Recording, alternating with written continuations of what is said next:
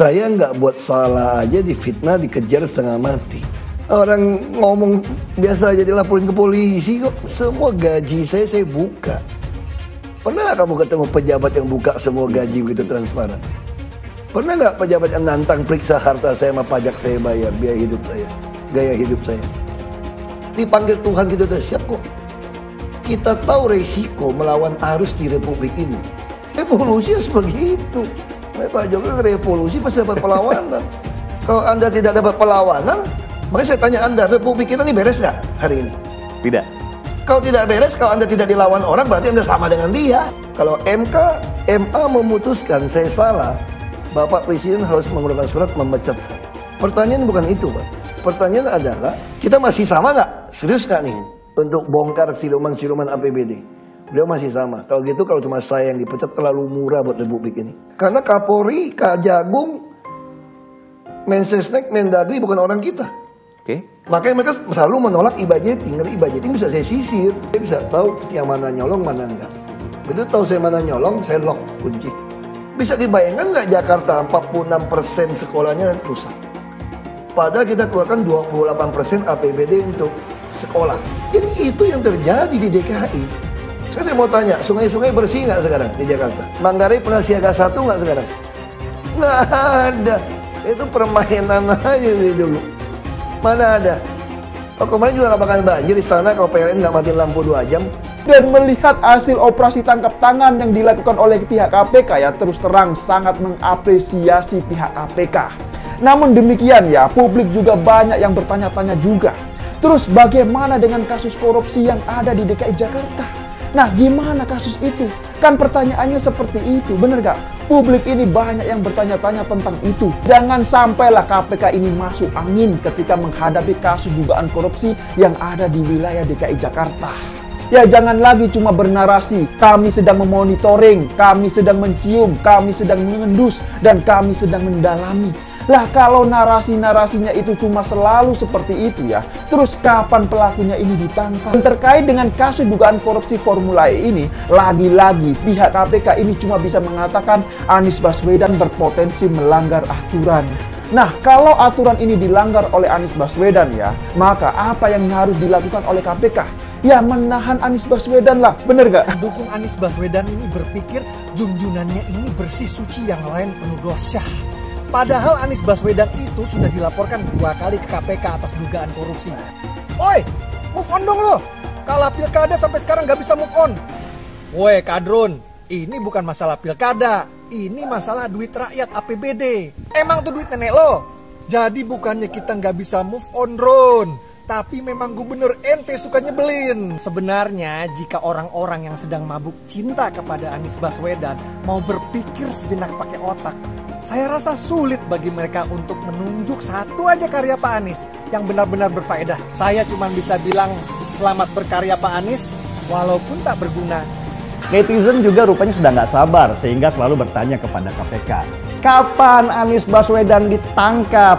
Mereka rindu Anies pakai rompi oranye KPK sambil dadah-dadah seperti banyak koruptor lainnya yang malah bangga dengan korupsi karena itu kejahatan yang bergengsi. Selama ini Anies dianggap sebagai the untouchable dari banyak kasus yang mengarah ke dia. Sejak Novel Baswedan, saudara sepupu Anies, nggak lagi ada di KPK, pintu masuk untuk menyelidiki kasus korupsi di Jakarta itu sekarang terbuka lebar. Nggak ada lagi penghalang buat KPK untuk mulai menyelidiki banyak kasus yang ada di Jakarta. Bu Anies diketahui saat ini sudah semakin aktif mengkampanyekan dirinya. Tim kampanye Anies sudah mulai menggunakan masjid untuk mendorong umat Islam memilih Anies. Rasanya sih ke depan ini cerita semacam ini akan sering terdengar. Terutama kalau Anies sungguh-sungguh menjadi capres. Anies Baswedan kembali identik dengan politik identitas. Karena ada selebaran yang mempromosikan terkait Anies Baswedan disebarkan di sebuah masjid. Tampaknya pendukung Anies Baswedan mulai memakai strategi lama. Kalau pada tahun 2016, 2017 hanya Jakarta menjadi arena bagaimana masjid dijadikan sebagai panggung politik, tampaknya untuk tahun 2024 politisasi rumah ibadah, politisasi agama akan diperluas ke seluruh Indonesia. Saya sebagai warga Jakarta sampai saat ini tidak bisa menemukan apa prestasi Anies Baswedan yang bisa dibanggakan. Sebut saja misalnya apa? JIS yang pembangunannya triliunan rupiah, yang ternyata 80% budgetnya mengutang dari pemerintah pusat. Ya kalau ngasih utang, ya siapapun bisa membangun. Tapi sayangnya sampai saat ini masih jadi kontroversi karena JIS dianggap tidak layak oleh PSSI untuk mengadakan pertandingan yang serius. Informasi ini semakin meneguhkan bahwa Anies Baswedan adalah bapak politik identitas di Indonesia. Nama Pak Gubernur itu sudah terlalu sulit untuk dibersihkan. Kedok agama telah keburu menetap pada dirinya. Pada kinerjanya selama menjadi gubernur yang minim prestasi, dia pernah berungkap bahwa pembangunan fisik bukan hal patut dibanggakan. Itu benda mati. Anehnya, kini dia telan sendiri apa yang pernah diucapkan. Klaim pada JIS berbicara, anggaran pembangunan JIS itu sendiri, bahkan Formula E pun, di sana ada tersembunyi peninggalan hutang sangat besar yang kelak akan dibebankan pada gubernur pengganti, bahkan hingga yang terpilih pada 2024 nanti. Dia bermimpi ingin jadi presiden. Layakkah dia menjadi capres berikutnya? Bila Jakarta pernah tumbang dengan politik identitas, pastikan tidak dengan Indonesia. Salam. Izinkan saya menyampaikan rasa syukur bahwa berkat atas izin Tuhan Yang Maha Kuasa, dan semoga hari ini menjadi hari bersejarah yang kita akan ingat dalam perjalanan hidup kita. Gubernur, oh haleluya. Terima kasih, terima kasih, terima kasih. Saya berterima kasih kepada Tuhan selama 5 tahun kami dipimpin oleh seorang gubernur adil dalam diri. Kami akan merasa sangat kehilangan. Anies Baswedan mengunjungi gereja. Yang membuat saya aneh itu justru pernyataan dari pendeta dari gereja yang bersangkutan. Malah menobatkan Anies Baswedan sebagai bapak kesetaraan. Tidak layak seorang Anies menyandang gelar bapak kesetaraan. Jangan Pak Pendeta ini mencoba menyesatkan masyarakat, mencoba memanipulasi sejarah. Jangan yang hitam dikatakan putih, Pak Pendeta. Tentu saja, kasus dugaan korupsi Formula E melibatkan Anies. Ada alasan mengapa KPK harus memanggil dan menanyai Anies. Anies dalam berita korupsi itu oleh mereka dianggap sebagai pembangunan citra negatif bagi Anies. Belumlah, Anies sedang bersiap untuk maju sebagai capres untuk Pilpres 2024. Kalau Anies ini nggak masuk kali ini, ya sudah, mending KPK aja yang dibubarin, karena nggak mampu menahan seorang Anies Baswedan. Di mana-mana yang namanya calon koruptor ketika dipanggil oleh KPK, dia itu nggak pernah mengklaim bahwa dirinya sedang membantu KPK. Nggak pernah gitu. Cuma Anies yang bisa begitu membantu KPK dengan cara masuk ke dalam penjara. Diundang untuk membantu, kami pun hadir. Untuk membantu menjalankan apa yang dibutuhkan oleh KPK. Isu yang sedang didalami akan bisa menjadi terang benderang dan memudahkan dalam KPK menjalankan tugas. Bapak Ibu, saudara-saudaraku, akhir-akhir ini ramai sekali ceramah seorang yang melarang kita untuk berteman dengan orang dari agama lain. Sudah 77 tahun negara Kesatuan Republik Indonesia merdeka. Bisa-bisanya masih ada ungkapan yang keluar seperti ini. Saya ingatkan, jangan ada lagi politik identitas. Jangan ada lagi politisasi agama. Hukum harus ditegakkan seadil-adilnya tanpa pandang bulu. Dilarang memilih pemimpin non-muslim, memilih pemimpin yang seiman, memenangkan Anies Baswedan sebagai gubernur. Memilih bukan mempertimbangkan kualitas orangnya, kemampuan orangnya. Jadi Ketika masyarakat DKI mau nuntut, sebagai gubernur, kerjanya yang bener dong. Mungkin dijawab, kan dulu lo milih gua karena agama, bukan karena kemampuan gua, bukan karena gua punya prestasi, bukan karena gua punya integritas. Sekarang kenapa nuntut? Namanya pelayan publik, pelayan rakyat. Masa nyarinya susah? Kadang butuh rumah sakit, anak butuh sekolah, ada masalah, mau ngadu kemana gitu. Kalau kekuasaan tidak memberi cinta kasih, cinta, tentu dalam hal ini saya terjemah cinta rakyat dan cinta negara, pasti kasar, sembrono, dan korup. Artinya apa? Harus bisa kelola APBD di daerah dengan baik. Ya, jadi pada awal bulan Oktober 2022 nanti, masa jabatan Gubernur DKI Jakarta Anies Baswedan ini akan segera berakhir. Memang Anies Baswedan, Gubernur DKI Jakarta ini bukanlah sosok yang cakap dalam bekerja, tapi dia ini memang hanya ahli dalam berkata-kata. Ya, kita tahulah sebelumnya Anies Baswedan ini sibuk mengganti nama normalisasi menjadi naturalisasi, rumah susun menjadi rumah lapis, penggusuran menjadi penggeseran, dan bahkan ya nama-nama jalan juga diganti hingga pada akhirnya penggantian itu pun ditolak oleh warganya sendiri. Memang parah sekali gubernur pecatan Pak Jokowi ini. Harusnya ya pemimpin itu memberikan solusi dan bantuan kepada masyarakat. Lah kok ini malah menambah beban dan masalah coba.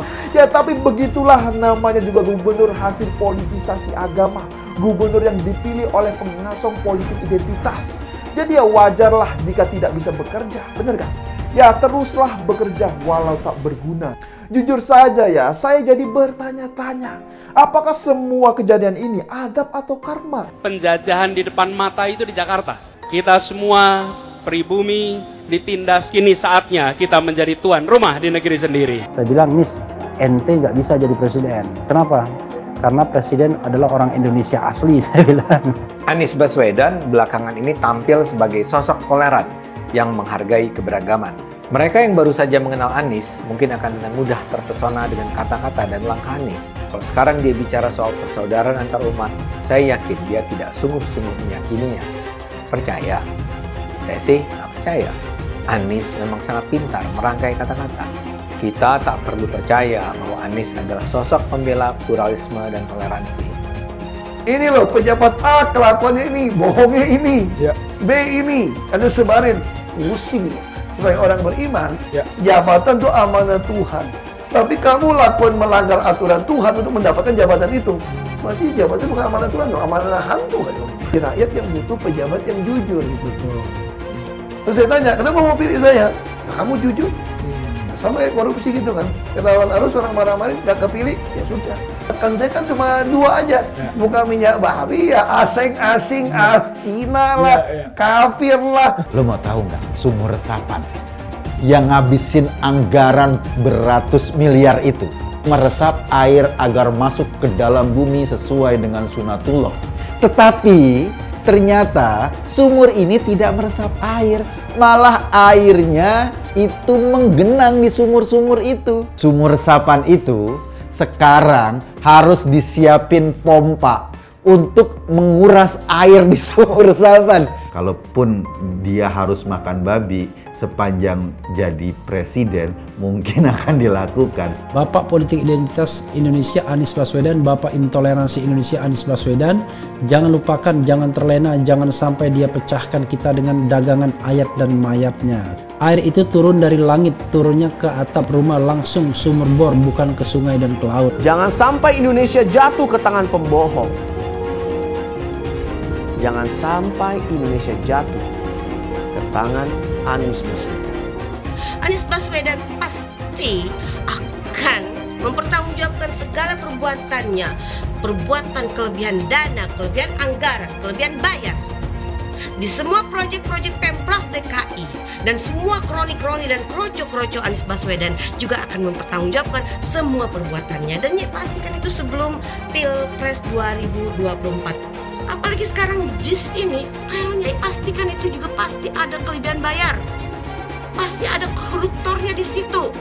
Tinggal KPK menyelidiki anggaran yang ada di JIS. Dan habis itu baru hajarlah formula E. Kamu mau panggil saya hadap Tuhan Allah pun yang benar gua hadapin. Apalagi cuma BPK. tenang, kalau BPK sudah periksa, nyatakan tidak ada kerugian, aman lah kita. Ada oknum BPK masuk penjara tuh DKI itu. Katakan cuma salah bayar atau kelebihan bayar mungkin ya. Tapi kalau saya, pasti ada proses. Kalau BPK menyatakan tidak ada kerugian negara, aman Anda. Anda mungkin benar, kalau ada oknum BPK nyatakan Anda salah, selesai Anda. Kalau orang dulu mempersoalkan KPK mesti direvisi undang-undangnya, saya kira BPK yang harus direvisi undang-undangnya juga. Ini sebenarnya kasus korupsi. Kelebihan bayar ini sebenarnya ya, kalau secara hukum saya melihatnya ini sebenarnya bisa jadi kasus korupsi gitu. DKI yang kita harapkan, Anies Baswedan yang begitu jelas Islamnya, 4 tahun 8 bulan jadi gubernur. Mana peraturan pergub saja yang melarang miras? Mana perda Islam apalagi? Yang akhirnya tidak berani juga menegakkan hukum Islam. Banjir tetap banjir, macet tetap macet, kriminalitas Jakarta.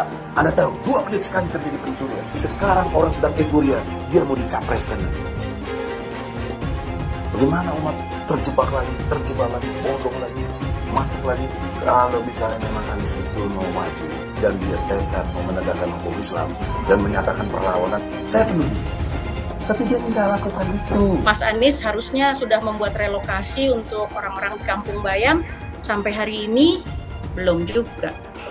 Banyak juga yang udah kita omongin, kita minta gitu ya, belum dijalanin juga gitu. Jangan hanya konsentrasi pada pembangunan benda-benda mati yang indah difoto dan bisa ditunjukkan dalam 5 tahun hasilnya.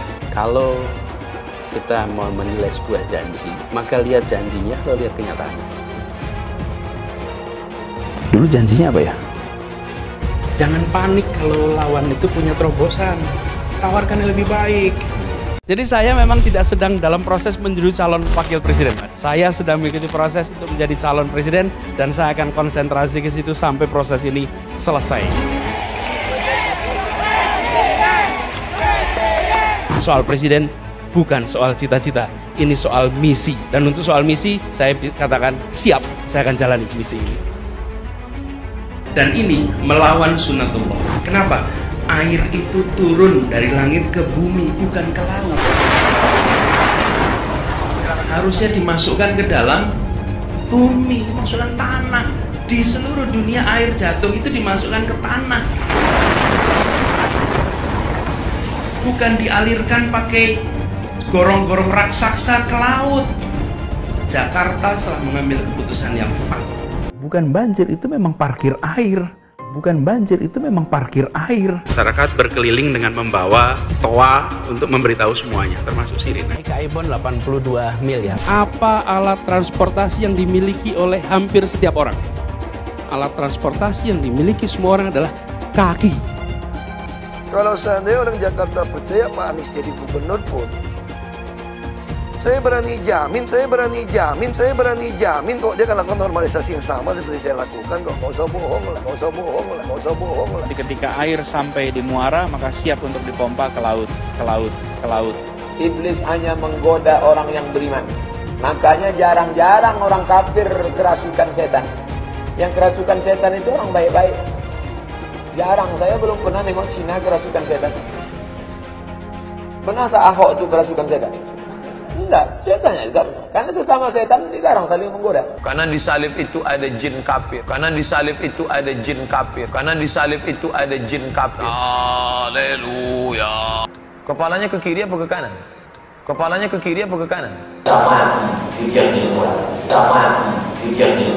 Tetap percaya salib itu lambang mulia, bukan jin. Kok ketawa? Aku nggak nyindir siapa-siapa loh. Saya nggak pernah mundur untuk kebenaran, keadilan, kejujuran. Dan peri kemanusiaan, gue gak pernah mundur. Dan gue gak pernah takut juga sama lu. Siapapun yang rasis, gue akan hadapin. Karena rasis itu tidak berperi kemanusiaan. Sama saya ditanya dulu kan, kamu nyesel gak statement kamu di Pulau Seribu sehingga masih masuk penjara? Tidak pernah nyesel. Karena saya mengatakan kebenaran. Hai semua, dengan saya Jonas Leong. Terima kasih banyak buat kalian, penonton setia yang selalu menonton di channel ini. Saya secara personal sangat menghargai waktu kalian. Dan saya sudah menganggap kalian sebagai family karena kalian selalu support di channel ini. Bagi kalian yang selalu menuliskan opini kalian di kolom komen, saya baca komen kalian satu persatu. Saya baca komen kalian untuk mengetahui opini kalian, tanggapan kalian, dan masukan kalian sangat berguna untuk video selanjutnya.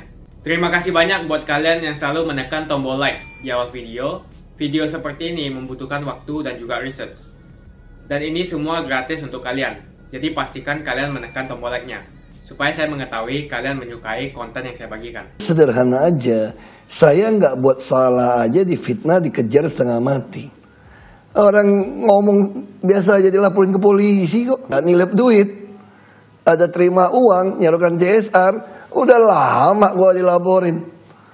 Mana mungkin ngampunin saya sih, orang gitu nggak salah, ya nyari salah kok, apalagi udah salah. Ada kekayaan seorang pejabat publik bertambah tidak sesuai dengan penghasilan pajak dia. Itu disita buat negara. Ada undang-undangnya loh. Ngomongnya apa, jelekin kita di mana, materi yang dibicarain apa, saya punya semua. Karena kita lagi diincar semua orang kan. Jadi ya saya pikir wajar lah.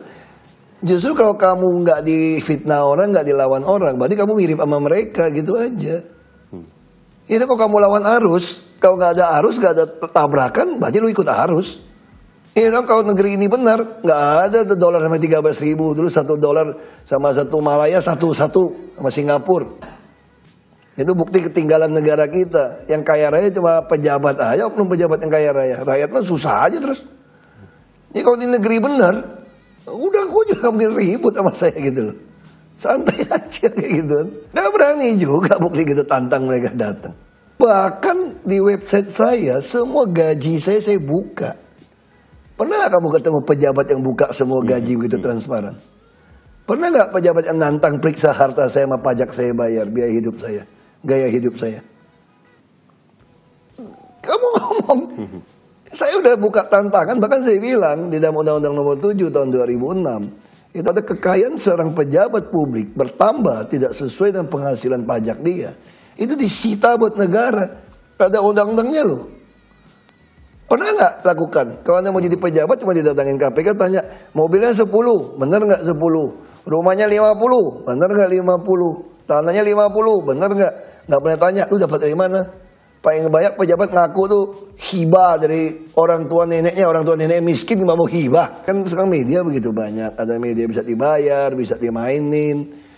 Kita udah biasa kayak begitu. Orang-orang kalap yang sudah akan terbukti korupsi, lalu pengen bangun opini seolah-olah saya tidak betul. Dipanggil Tuhan kita udah siap kok. Kita tahu resiko melawan arus di Republik ini. Kita sadar betul ini. Risiko bisa kehilangan nyawa. Kita sadar ini melawan koruptor yang santun-santun. Saya itu dilatih dari kecil ya bapak. Saya tuh kayak hitam atau putih. Cowboy aja. Saya gak pernah munafik tau gak. Baca gue petinju gue ladenin. Gak usah munafik santun-santun tuh nusuk orang.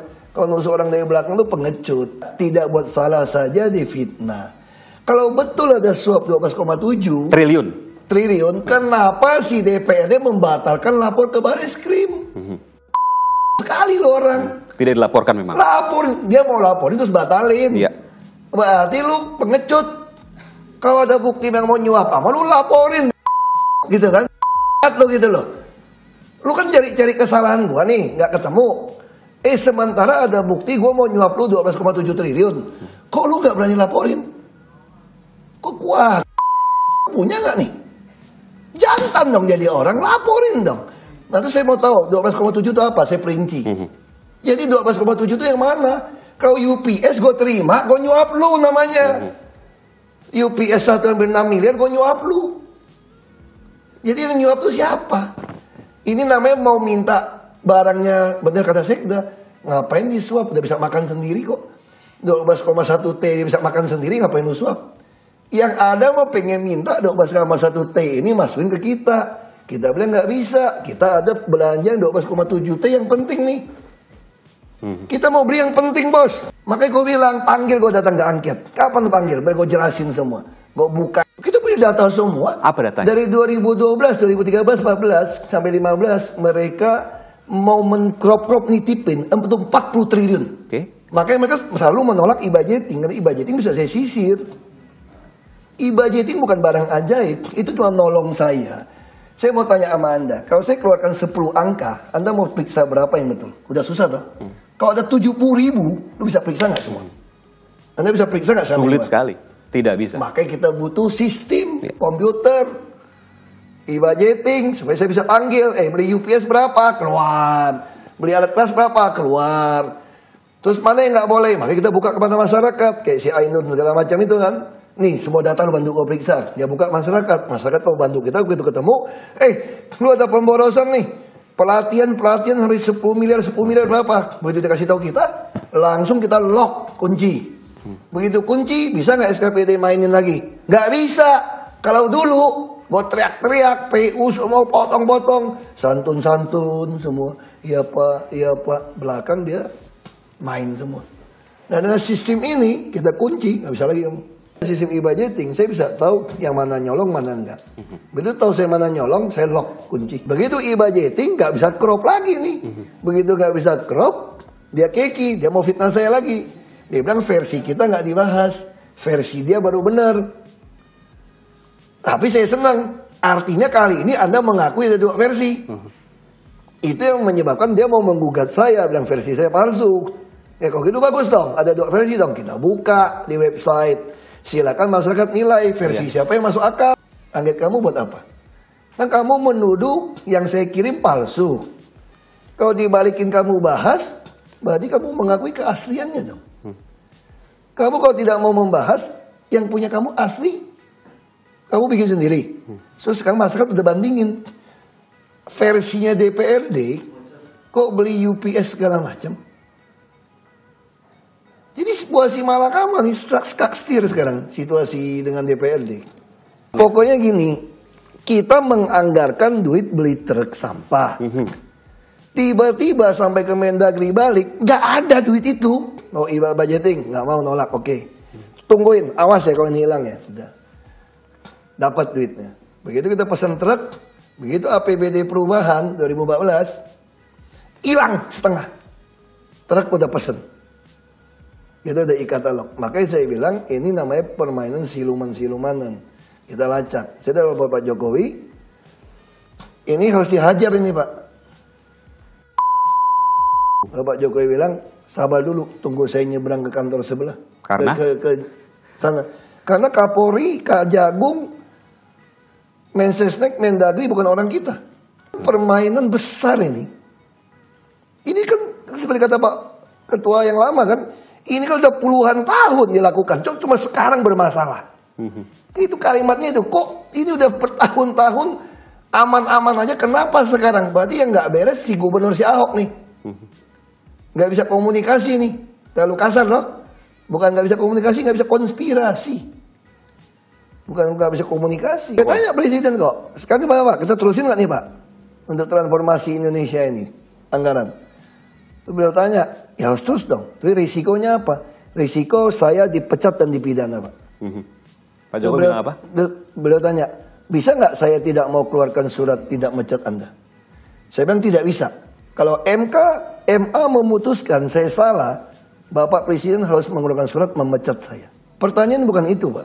Pertanyaan adalah, kita masih sama nggak? Serius nggak nih? Untuk bongkar siluman-siluman APBD? Beliau masih sama. Kalau gitu, kalau cuma saya yang dipecat, terlalu murah buat Republik ini. Terlalu murah. Saya harus mati pun terlalu murah kalau cuma saya mati, supaya untuk mentransformasi seluruh APBD. Terlalu murah. Harga saya itu terlalu murah untuk lakukan transformasi ini. Lalu beliau bilang, ya udah kita terus. Terus saya candain, saya nggak ngelamar jadi menteri lah kalau dipecat udah di penjara nanti. Gue minta jadi kabulok, gue beresin harga beras murah, gue bilang. Gue bilang gitu ya Mas. Pak Jokowi. Jadi kita sekarang ya ribut aja. Saya udah backup Pak Jokowi. Ini memang e-budgeting semua memang dari dia kok dulu kok. Kalau Anda masuk ke perpustakaan zaman dulu, mau cari buku, kamu seharian nggak beres cari buku untuk skripsi. Anda cari bukunya mana, halamannya, buku fotokopi. Sekarang Anda perlu nggak kayak gitu? Mr. Google. Anda tinggal duduk pengen ngomong tentang jantung, terus jantung semua buku tentang jantung keluar. Halaman berapapun ada. Makanya saya bilang Anda harus masukkan semua di dalam elektronik sistemnya.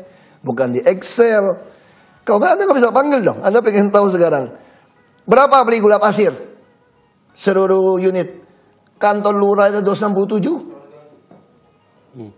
Gula pasir sepanjang 12 bulan. Berapa beli air? Beli apa? Kamu bisa tahu nggak? Mau pelototin, bongkar buku. Wajar nggak Anda beli buku Pesan online saja cuma 45.000 satu buku, di sini 150.000. Pesan online sampai di rumah dikirim 45.000. Bagaimana Anda bisa lelang yang menang 150.000 per buku? Nah itu Anda bisa tahu dari mana? Ya elektronik budgeting baru bisa Anda. Kalau tidak dimasukkan dalam sistem elektronik, Anda nggak bisa dapat. Itu yang terjadi. Jadi intinya ini sebetulnya pemerasan tanda kutip. Oke. Kalau Anda tidak mau masukkan versi saya tidak mau sahkan APBD Anda. Ya gitu aja, sederhana toh. Makanya mereka marah. Tapi marahnya itu akhirnya kejebak sendiri. Mereka berpikir pintar. Kalau gitu fitnah aja. Si gubernur membuat APBD palsu tanpa persetujuan mereka. Yang asli ini loh. Nah ini kena. Dulu mereka nggak pernah mengakui ada APBD versi mereka. Karena dia paksa ketikin. Nah sekarang dia harus mengakui. Begitu dia mengakui mau mendaftarkan saya ke polisi bahwa saya memalsukan APBD, justru disitulah dia menyatakan ada 2 APBD tanpa sengaja sebetulnya. Nah kalau Anda punya 2 APBD, saya buka aja ke masyarakat. Silakan Anda nilai mana yang lebih masuk akal. APBD versi DPRD apa versi saya? Saya yang nipu apa dia yang nipu? Bisa dibayangkan nggak Jakarta 46% sekolahnya rusak. Padahal kita keluarkan 28% APBD untuk sekolah. Betul nggak untuk sekolah? Benar. UPS yang 5,2 miliar, scanner 3 miliar, komputer 2,5 miliar, beli buku sekian miliar. Per unit itu ya? Iya. Jadi itu yang terjadi di DKI. Nah kalau Anda nggak mau melawan ya nggak lucu. Justru sekarang saya berhasil. Saya mau bikin DPRD ini ngamuk nih. Supaya dia nggak kebagian rezeki. Lalu dia marah besar. Semua pengeluaran uang yang ada di Pemprov DKI diplototin semua sekarang. Dikritik habis. Sip, lu jadi auditor gua sesuai fungsi lu digaji. Terus siapa yang diawasin? Kerja anak buah gua yang gitu 72.000. Kamu aja gak bisa ngawasin anak kamu main game kadang-kadang. Kalau Anda pulang 72.000 pegawai, honorer 30.000. Siapa yang ngawasin? Maka ada DPRD, ada auditor. Nah sekarang bagus nih. Yang 72.000 ini diplototin semua nih. Nah lu kalau mau main, gue bilang LSM awasin semua deh. Kenapa saya berani? Saya baru takut kalau gue terima setoran. Mana setoran buat gubernur nih? Baru gue takut. Kalau ini lu awasin, lu jadi auditor gratis saya. Paham nggak nih sekarang? Lu awasin deh, kasih tahu gue siapa yang maling, siapa yang nyolong, kasih tahu saya, cepat. Saya langsung pecat. Kecuali saya terima setoran, takut saya. Sekarang saya mau tanya, sungai-sungai bersih nggak sekarang di Jakarta? Sungai-sungai mana yang tumpuk sampah lagi? Oh, tonggonya Manggarai. Manggarai ada sampah lagi nggak sekarang Jakarta? Kasih tahu saya. Manggarai pernah siaga 1 nggak sekarang? Nggak ada. Itu permainan aja dulu. Mana ada? Oh kemarin juga nggak bakalan banjir istana kalau PLN nggak matiin lampu 2 jam.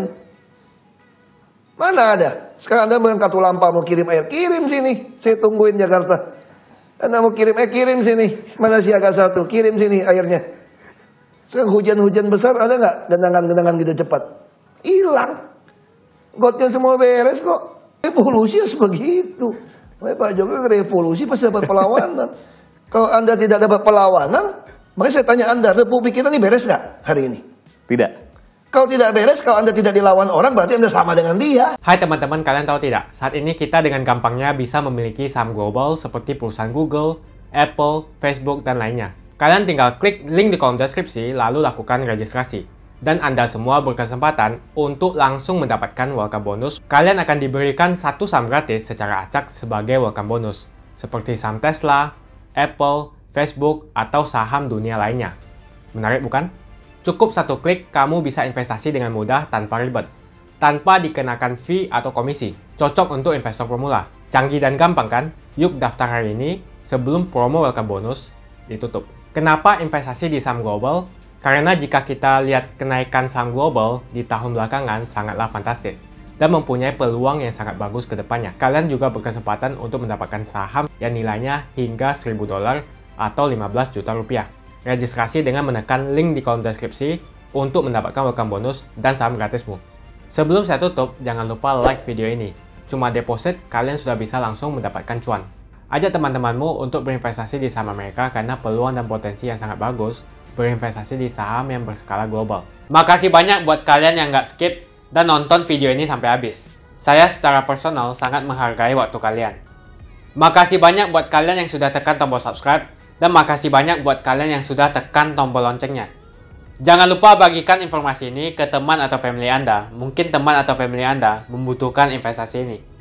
Oke guys, sekian dulu dari saya. Jangan lupa follow Instagram saya di @johannesleongofficial untuk kata-kata motivasi setiap harinya. Bagi kalian yang termotivasi nonton video ini, ayo like video ini dan subscribe di channel ini. Dan buat kalian yang sudah subscribe di channel ini, jangan lupa tekan tombol loncengnya supaya kalian mendapatkan notifikasi setiap kali saya upload video.